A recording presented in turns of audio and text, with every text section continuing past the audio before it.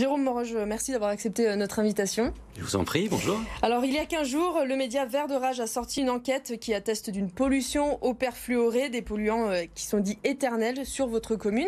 À Pierre-Bénite, cette pollution est très importante autour de 2 usines.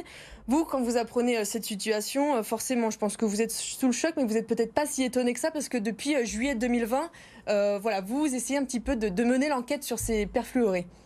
Oui, c'est vrai. Depuis juillet 2020 et les premières révélations, notamment liées au journal Libération, nous cherchons des réponses auprès de l'État, auprès des industriels, et ces réponses vont toujours dans le même sens, en disant non, il n'y a pas grand-chose à signaler sur le site de Pierre-Bénite, et a priori, il n'y a rien à craindre. En tout cas, il n'y a pas de perfluoré dans l'air.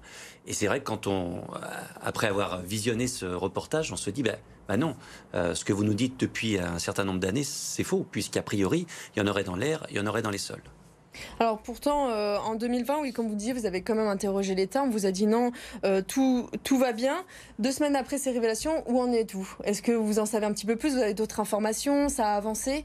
Dans quelle situation vous êtes là à Pierre-Bénite? On voit bien que le temps des analyses scientifiques n'est pas celui de la décision politique. Nous, on aimerait avoir des réponses immédiates pour prendre des décisions dans un sens ou dans un autre. On a avancé, puisqu'on a monté un comité local scientifique qui nous appuie par rapport à l'analyse des différentes données. Et on a pris à tâche avec un certain nombre de bureaux d'études. On a vu des spécialistes de la question. Ces 15 jours ont été très bénéfiques pour nous, qui nous permettent vraiment d'avancer. Et on a lancé, bien sûr, des études, mais alors que nous menons nous-mêmes pour être bien certains des chiffres que nous aurons. Et nous associons d'ailleurs un certain nombre de communes voisines qui souhaitent aussi savoir si leur air, si leur sol contiennent des perfluorés et dans des proportions importantes ou non. Alors vous dites lancer des études, mais ce qui est très compliqué, c'est que finalement, il faut savoir déchiffrer tous les chiffres, les données, et c'est très compliqué d'avoir des informations sur ces perfluorés finalement. C'est vrai, et puis il faut quand même rappeler que les perfluorés, en réalité, ils sont dans notre quotidien.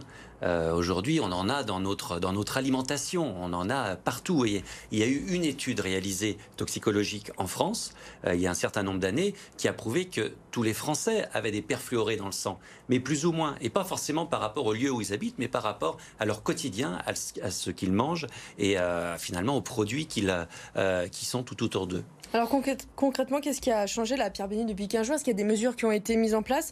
On pense par exemple au stade, vous avez un stade qui avait des analyses quand même assez élevées. Est-ce que du coup vous l'avez fermé depuis? Est-ce que qu'est-ce qui a été mis en place? Alors, ce qui a été mis en place, première chose, c'est que j'ai déposé plainte. J'ai déposé plainte contre X pour mise en danger de la vie d'autrui. Parce que on s'est dit, attendez, il y a un moment, on nous a menti quand même depuis un certain nombre d'années, s'il y en a dans l'air, pourquoi on nous a menti, qui nous a menti.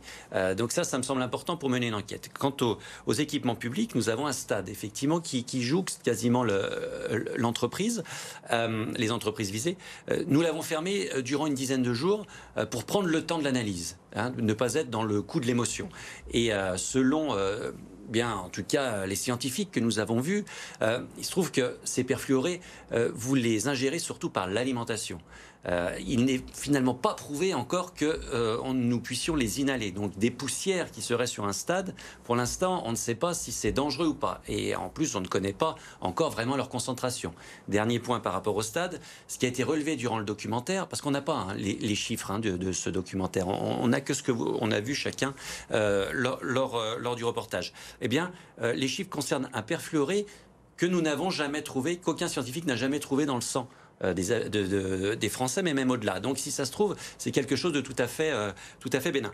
Tout ça pour dire que nous avons rouvert le stade en attendant le résultat d'analyse, mais en revanche, puisque nous avons une ferme urbaine, une zone de maraîchage, nous avons suspendu la distribution des fruits et légumes dans les cantines et foyers des personnes âgées, en attendant, encore une fois, le résultat des études et des sols et des aliments. Vous les aurez quand, ces résultats? On espère d'ici... Ça risque de prendre du temps, peut-être? Je pense que les résultats, on peut les avoir d'ici à 1 ou 2 mois. Donc ce sera rapide. J'espère juste qu'on aura suffisamment de recul pour pouvoir les analyser. Alors je suppose que là, depuis 15 jours, vous faites face à l'inquiétude, à beaucoup d'interrogations de vos habitants. Qu'est-ce que vous pouvez leur apporter comme réponse finalement? Aujourd'hui, ce qui est important, c'est de faire la transparence la plus la plus grande sur tous les éléments qui sont à notre disposition. C'est ce que j'essaye de faire, moi, au niveau de la mairie de Pierre-Bénite. On doit pouvoir aller encore au-delà en rendant vraiment public tous les courriers que nous avons de l'ARS, des différents organismes de l'État. Moi, je demande vraiment la même chose au service de l'État. La transparence. Aujourd'hui, quels sont les risques, quelles sont les concentrations, voilà, ça nous permettra aussi de rassurer davantage les habitants. Après, vous savez, l'inquiétude principale était liée à la consommation d'eau potable. Et là-dessus, j'ai quand même tout de suite rassuré l'ensemble des habitants de Pierre-Bénite, puisque les Pierre-Bénitains ne boivent pas l'eau du Rhône. Elle vient de plus haut, c'est ça ? Elle vient, oui, d'une nappe phréatique qui est située au nord-est de la métropole. Donc, par rapport à l'eau potable, encore une fois, les gens sont rassurés.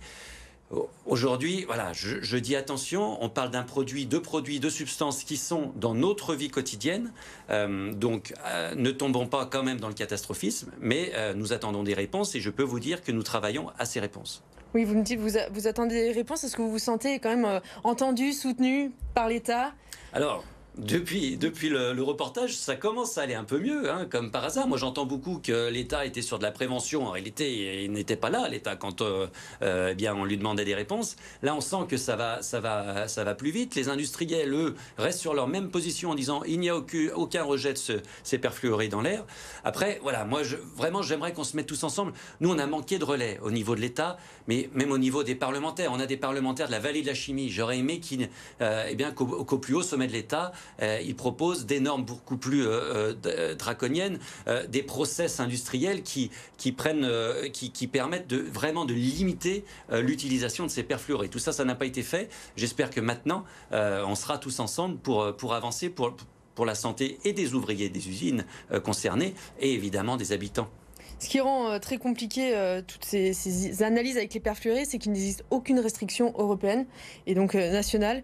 Ça, c'est vrai que c'est un flou. Du coup, c'est compliqué d'avancer, de prendre des décisions, des mesures concrètes finalement. Bien sûr, mais on aura une limitation en 2026 qui sera une obligation européenne. Si en 2026, on doit avoir une limitation, enfin, la moindre des choses, c'est peut-être d'aller le plus vite possible pour que ces normes soient appliquées en France bien avant 2026.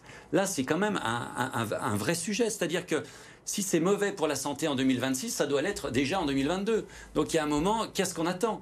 Le gouvernement est au courant de cette norme européenne qui doit intervenir en 2026 depuis déjà des années. Pourquoi ne pas avoir bougé plus tôt ?